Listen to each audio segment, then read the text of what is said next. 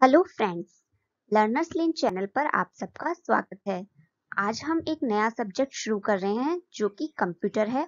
लगभग सभी competitive exam में यहाँ से प्रश्न पूछे जाते हैं। आज हम केवीएस डीएसएसबी के कुछ प्रीवियस ईयर क्वेश्चंस को डिस्कस करेंगे ताकि हम एग्जाम के पैटर्न को समझ सके और यह जान सके कि एग्जाम में किस तरीके से प्रश्न पूछे जाते हैं। फिर इस सीरीज में हम आगे कुछ इम्पोर्टेंट टॉपिक पर कंटेंट भी डिस्कस करेंगे और प्रैक्टिस क्वेश्चन के थ्रू अपने एग्जाम के लिए कंप्यूटर को प्रिपेयर करेंगे। यदि आपको मेरा कंटेंट पसंद आए तो प्लीज वीडियो को लाइक करें, चैनल को सब्सक्राइब करें और अपने दोस्तों रिलेटिव्स के साथ वीडियो को शेयर भी जरूर करें। तो चलिए अब शुरू करते हैं। पहला प्रश्न है, all data in the computer system is represented as a number and alphabet, B only two numbers 0 and 1, C numbers alphabet and symbol, D none of the above. तो हम जानते हैं जो कंप्यूटर सिस्टम होता है वे केवल मशीन लैंग्वेज को समझता है जो कि बाइनरी नंबर पर आधारित है। बाइनरी नंबर होता है 0 and 1। तो इस क्वेश्चन का आंसर है ऑप्शन बी। सेकंड है, dash is used in implementing the cache memory, A ROM, B RAM, C magnetic tape, D light pen. तो कैश मेमोरी क्या होती है कि जब हम कोई भी डाटा सर्च करते हैं या उसमें भी जो भी हम फ्रिक्वेंटली सर्च करते हैं, मतलब जो हम जल्दी जल्दी सर्च करते हैं, वो कैश मेमोरी में जाके सेव हो जाता है। तो ये जो कैश मेमोरी है इसको इम्प्लीमेंट करती है रैम। तो इसका आंसर है ऑप्शन बी। नेक्स्ट है, which of the following statement about RAM is true? A RAM is main circuit board for the computer, B RAM data is lost when electricity is switched off, C RAM is long term storage for data, D RAM converts the internal representation of an image into something that can be displayed using a computer monitor। RAM की full form होती है random access memory. इसमें जो memory होती है वो permanently save नहीं होती। हम कंप्यूटर पर जो भी प्रोसेस कर रहे होते हैं वो डाटा रैम में स्टोर होता है। यदि उसको सेव करने से पहले लाइट चली जाए या हमारा कंप्यूटर ऑफ हो जाता है तो वह डाटा लॉस्ट हो जाता है। तो इसका करेक्ट ऑप्शन है ऑप्शन बी। नेक्स्ट है, device that enter information into the computer and communicate with it are called dash devices, A output, B input, C hardware, D storage. तो जैसा कि क्वेश्चन में बोला गया है कि हमें कोई इंफॉर्मेशन कंप्यूटर में इन करानी है तो ऐसी डिवाइस को हम बोलते हैं इनपुट डिवाइस। इसका करेक्ट ऑप्शन है option B.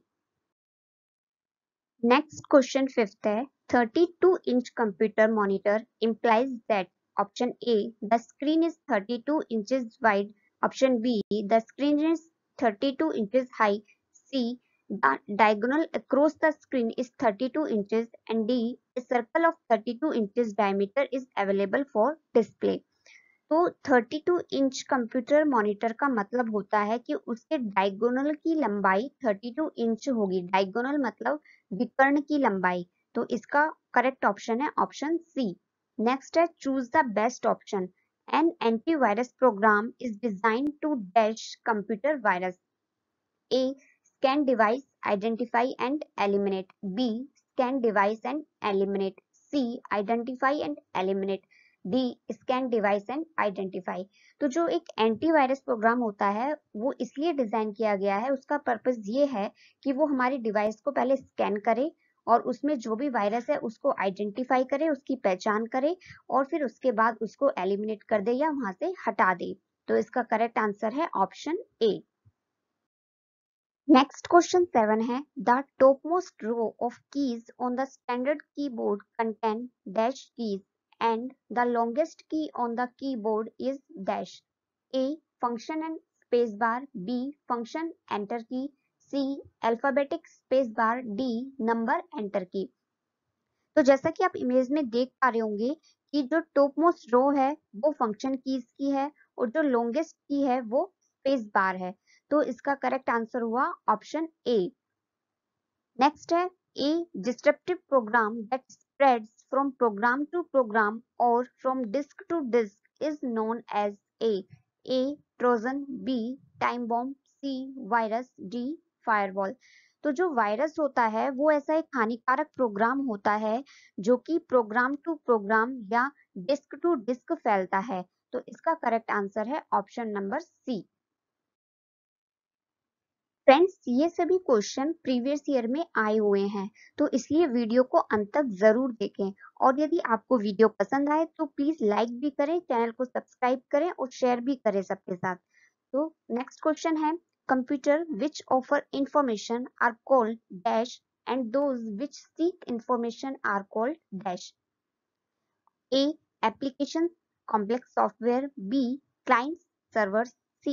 System software application software. D. Servers clients. तो जो इंफॉर्मेशन ऑफर करता है या प्रोवाइड कराता है वो होता है सर्वर, और जो इंफॉर्मेशन को ग्रहण करता है या पाता है वो होता है क्लाइंट। तो इसका करेक्ट है ऑप्शन नंबर डी। नेक्स्ट है, email addresses in dash field are visible to all recipients. Email addresses in dash field are visible to only the recipient. Option A 2 and CC BCC. Option B CC and BCC 2. Option C 2 and BCC and CC. And option D BCC 2. तो जो email address में हम 2 और CC में लिखते हैं वो तो सभी रेसिपिएंट को विजिबल होता है, लेकिन जो हम बीसीसी में एड्रेस लिखते हैं वह केवल उसी प्राप्त करने वाला जो इंसान है सिर्फ उसी को ही विजिबल होता है। तो इसका करेक्ट आंसर है ऑप्शन नंबर ए। नेक्स्ट है फाइंड ओड पेयर। मतलब हमें इस प्रश्न में एक ऐसा पेयर ढूंढना है जिसका मिलान सही नहीं है। ए वाईफाई का मॉडेम के साथ, बी फ्रॉम का केबल के साथ, सी फाइल का हार्डवेयर के साथ, डी चार्जिंग का केबल के साथ। तो चार्जिंग का केबल के साथ मिलान सही है क्योंकि हम केबल के थ्रू चार्ज करते हैं, फाइल हार्ड ड्राइव में सेव होती है, वाईफाई मॉडेम के थ्रू इंटरनेट कनेक्ट होता। लेकिन क्रोम का कोई केबल से कनेक्शन नहीं है, क्रोम एक वेब ब्राउजर है। तो इसका करेक्ट आंसर है ऑप्शन ए। केवल बी एक ऐसा ऑप्शन है जो ओड पेयर है। नेक्स्ट है question, the numeric data entered in the worksheet is dash align by default. A right, B left, C top, D centre. तो वर्कशीट की बात यहाँ पे हो रही है, उसे हम एमएस एक्सेल भी बोलते हैं। तो जब एमएस एक्सेल में हम न्यूमेरिक डाटा एंटर करते हैं तो वो बाय डिफॉल्ट राइट साइड में जाता है, लेकिन जब हम अल्फाबेट को एंटर करते हैं तो वो बाय डिफॉल्ट लेफ्ट साइड में जाता है। तो यहाँ पे हमसे न्यूमेरिक डाटा के बारे में पूछा गया है, तो इसका करेक्ट आंसर है option number A. Next question है, which of the following font effect is not available in MS PowerPoint font dialog box? A shadow, B underline, C strike through, D emboss। तो इस प्रश्न में पूछ रहा है कि जो MS PowerPoint होता है उसके फॉन्ट डायलॉग बॉक्स में इसमें से कौन सा इफेक्ट नहीं होता। तो पहले हम इन वर्ड्स की मीनिंग जान लेते हैं। शेडो होता है जब हम किसी टेक्स्ट पर शेडो का इफेक्ट लगाते हैं तो उसकी कुछ छाया बनती है। सेकंड है अंडरलाइन, अंडरलाइन का मतलब होता है कि उस टेक्स्ट के नीचे एक लाइन खिंच जाएगी। थर्ड है स्ट्राइक थ्रो, इसका मतलब होता है कि जो टेक्स्ट आपने सिलेक्ट किया है वो उसके बीच में से एक लाइन कट होते हुए जाएगी। और नेक्स्ट है एम्बोस, एम्बोस का मतलब होता है जो आपने टेक्स्ट सिलेक्ट किया है वो थोड़ा उभर कर आएगा। तो इसमें से जो एम्बोस होता है वो फॉन्ट डायलॉग बॉक्स में नहीं होता है। तो इसका करेक्ट आंसर है ऑप्शन डी। नेक्स्ट है dash and dash are the smallest and largest font size available in font size tool on formatting tool bar in MS Office. A 8 and 72, B 12 and 64, C 12 and 72, D 8 and 64। तो इस प्रश्न में ये यह जानना चाहता है कि जो एमएस ऑफिस में फॉर्मेटिंग टूलबार होती है साइज के लिए, उसमें स्मॉलेस्ट साइज और लार्जेस्ट साइज बाय डिफॉल्ट क्या होता है। तो स्मॉलेस्ट साइज 8 का होता है और लार्जेस्ट 72 का होता है। तो इसका करेक्ट आंसर है option A. Next, a thesaurus tool in MS Word is used for A. Spelling suggestion, B. Synonyms and antonyms words, C. Correcting sentence, D. Grammar option।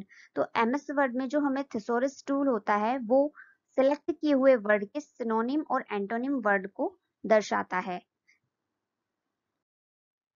Thank you friends, यदि आपको मेरा content पसंद आ रहा है तो please आप video को like करें और चैनल को सब्सक्राइब करें, क्योंकि आपका लाइक करना, सब्सक्राइब करना मुझे मोटिवेट करता है। तो प्लीज इसी तरीके के क्वालिटी कंटेंट को पाने के लिए आप प्लीज चैनल को सब्सक्राइब करें और वीडियो को लाइक करें। Thank you.